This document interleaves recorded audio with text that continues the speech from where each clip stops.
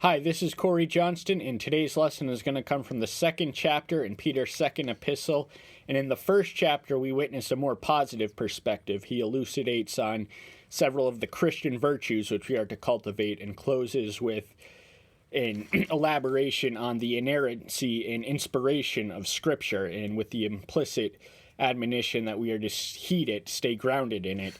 But in the second chapter, it takes a more negative turn. And one of the lessons I try to instill upon my audiences is to look at any spiritual equation not only in the whole, but be mindful of the balance within the whole. So we ignore the negative elements, as unpleasant as they are very much a reality, and we ignore them at our own peril. And as in any mathematical equation, if we eschew the negative, double negative equals a positive sum. So these warnings and admonitions are in the Scriptures for a good reason, and we neglect them and avoid them at our own peril. And the opening verse reads, "But there also came to be false prophets among the people, as also among you there shall be false teachers, who shall secretly bring in destructive heresies, and deny the master who bought them, bringing swift destructions on themselves." Now Peter was himself privy to the master's warning about false teachers that would spring up in multiplicitous varieties, and this was the reality of the church from the beginning, and their ways are secret because, as Paul elucidates in 2 Corinthians 4:7, the authentic good news message is transparent and open, whereas that of the heretics is crafty and deceitful and subterranean. But the nature of their heresy was a denial of the Messiah, and there was a lot of confusion as pertaining to his divine incarnate, divine human duality, which those who ministered in mutual proximity to him were clearly aware of, that those who were newcomers to the faith had difficulty reconciling this reality, and from it sprang their apostate heresies.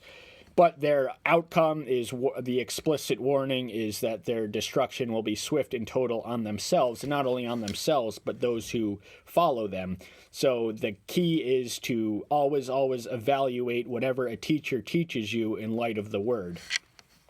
"And many shall follow their destructive ways, because of whom the way of truth shall be evil spoken of." The way of truth is personified by the Messiah, as indicated in John 14:6, the way, the truth, and the life. He's the living embodiment of those three qualities. And the crux of the heretic's message is, again, once more, a denial or an evil, speaking evil of the one who is the source of their salvation. So another evaluating factor we are to hold any teacher who claims to be Christian is, what is their attitude and disposition towards the namesake of our faith. "And in greed, with fabricated words, they shall use you for gain. From of old their judgment does not linger, and their destruction does not slumber." So they are motivated by money, and they lie in order to attain that which they seek, and they really have no interest into those whom they minister to, save exploiting them for their own personal gain. And their judgment, once more, is unavoidable and irrevocable. Now, the judgment may be delayed, and God may allow them to linger in their heresy and persist in their apostate ways, but one day, eventually, they will be judged accordingly. "For if Yahweh did not spare the angels who sinned, but sent them to Gehinnom, and delivered them into chains of darkness, to be kept for judgment." Now, the angels are in some sense more... Now, we are made in the image of divinity, but the angels in some sense are more exalted creatures than us, in that they minister as intermediaries between divinity and humanity.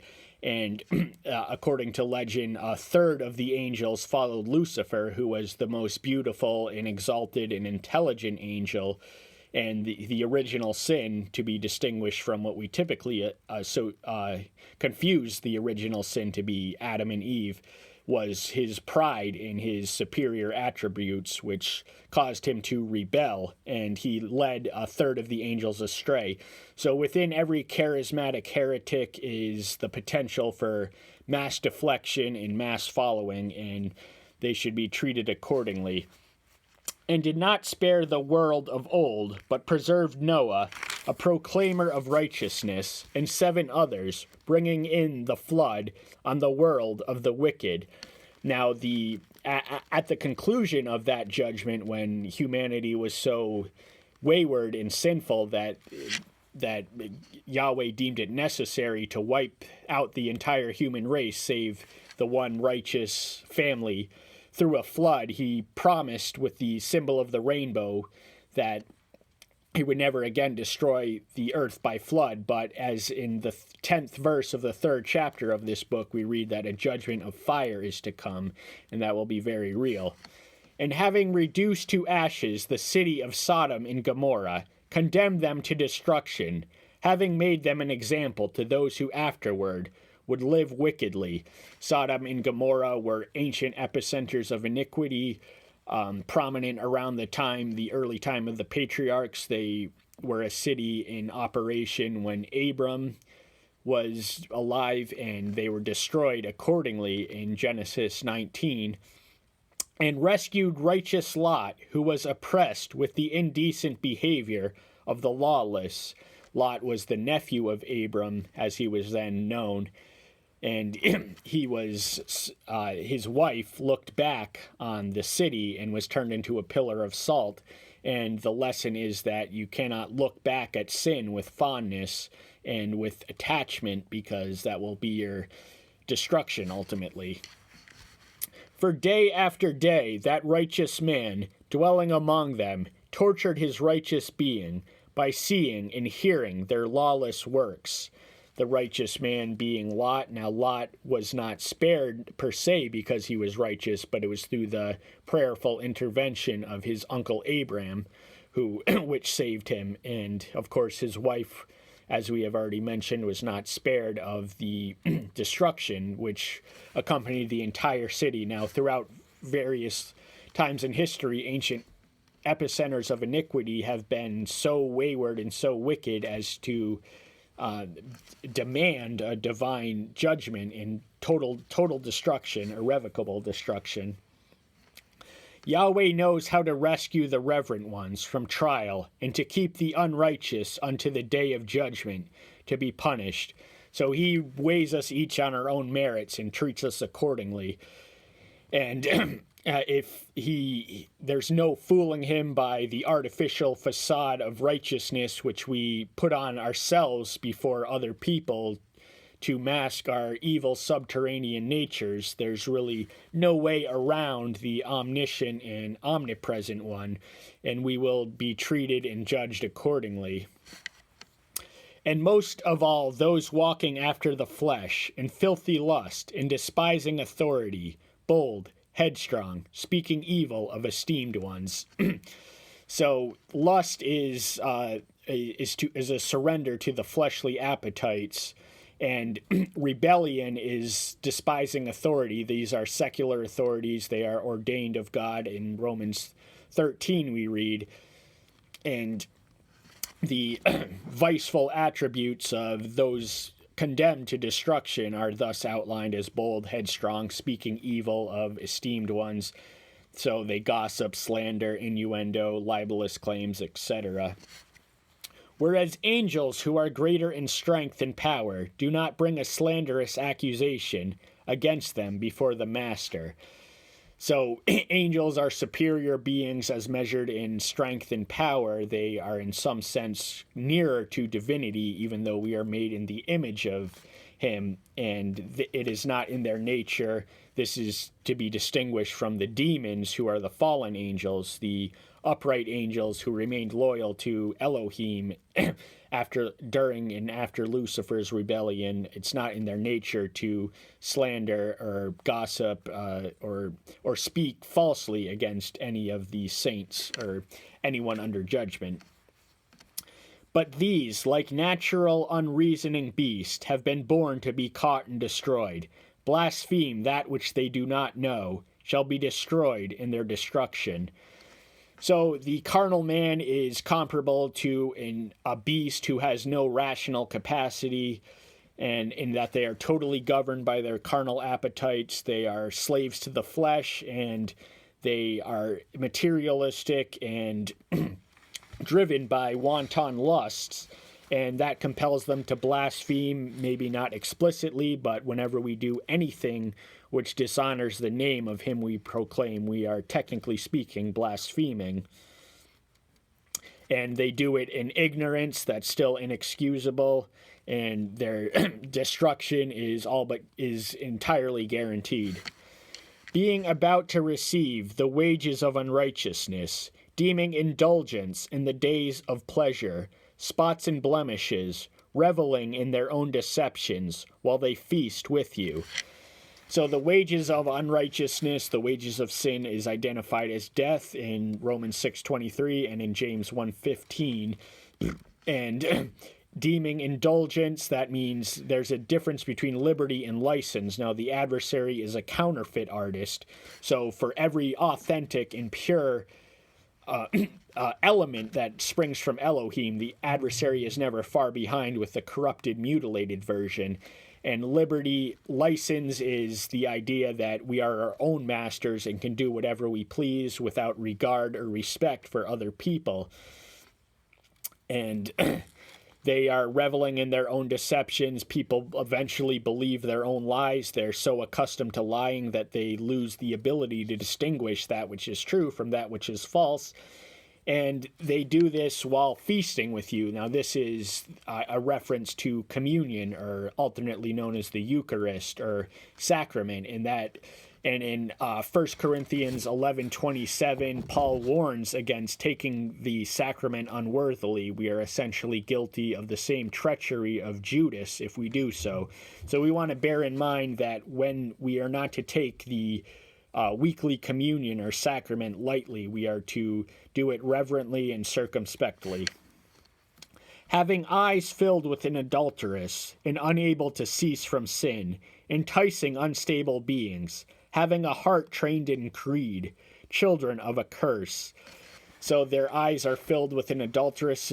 That means they're given to their lustful pursuits and unable to cease from sin. Now, there's such a thing as being enslaved to sin, where literally sin as a matter of course throughout the day, repetitively, and we become desensitized to sin, and it becomes a sedative of sorts. And the nature of them who wield authority and sin is to entice unstable beings. Those are double-minded, duplicitous, and intellectually vulnerable people, and their heart is trained in greed. That means it's conditioned by the pursuit of ill-gotten gain, and they are children of a curse, meaning that their destination is damnation.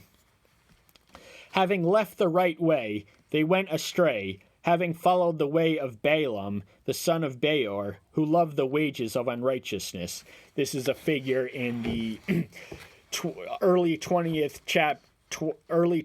chapters of Numbers.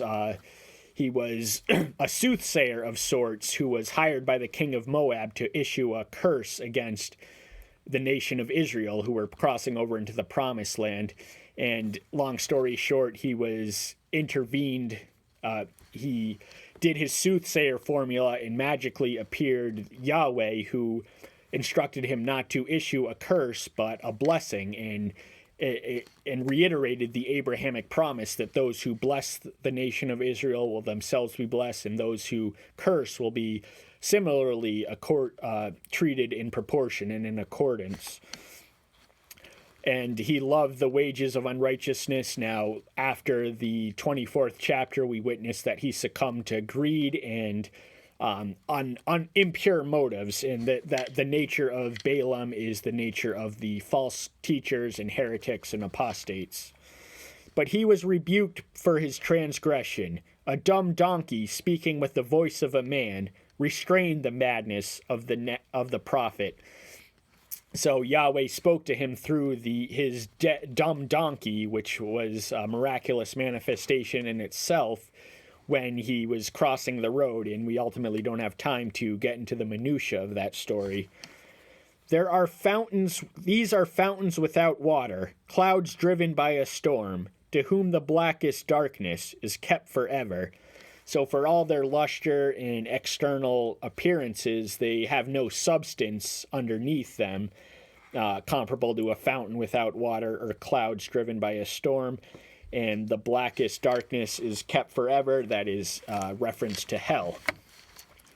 For speaking arrogant nonsense, they entice, through the lust of the flesh, through indecencies, the one who have indeed escaped from those living in delusion. Now, he who is a slave to sin is very much living in delusion. They think that people pursue sin in the hopes and in the misguided pursuit of that which is good. They believe they can gratify their lust at the expense of other people, and anyone who preaches this is essentially preaching arrogant nonsense, and they do have an enticing allure which we are to be mindful of, but we are to know the ways so we can overcome it. And lust of the flesh and indecencies, these are not only the message, but the methods of the heretics are condemnable. Promising them freedom, though themselves being slaves of corruption, for one is a slave to whatever overcomes him. So we are submitted, no man can serve two masters, Matthew 6:24. We either submit to sin and are slaved, or we submit to the one who purchased our atonement and are liberated. Now, those who pursue license in the course of life, remember the definition of license, the pursuit of personal liberty without regard to the community of humans around us in which we all coexist. For if, after they have escaped the defilements of the world, through the knowledge of the Master and Savior, Yahshua Messiah, they are again entangled in them and overcome, the latter end is worse for them than the first. So with coming to the faith demands enduring to the end, and we will be tempted, and the potential and culpability to be lost once found is very, very much real, and we ignore this possibility at our own peril. We are never to lose sight of the fact that we can lose the salvation we may presently be assured of, and this ultimately ties into a debate on it ultimately demolishes any argument that the once saved, always saved, more formally known as the eternal assurance, which is an erroneous doctrine that once someone gets on their knees, they're saved eternally forever, and that there's just no scriptural warrants. And there's also Hebrews 10:26, which demolish this argument, and John 15:2 and 6. For it would have been better for them not to have known the way of righteousness, than having known it, to turn from the sacred commands delivered unto them. So with revelation comes responsibility, and there's a reason that Yahweh does not disclose all of his ways to the entire world, and that's because he knows that the natural man is unable to heed the calling, and there is the possibility that those who find themselves can be lost in the course of once being saved, and that is very, very real. For them the proverb has proved true, a dog returns to his own vomit, and a washed sow to her rolling in the mud.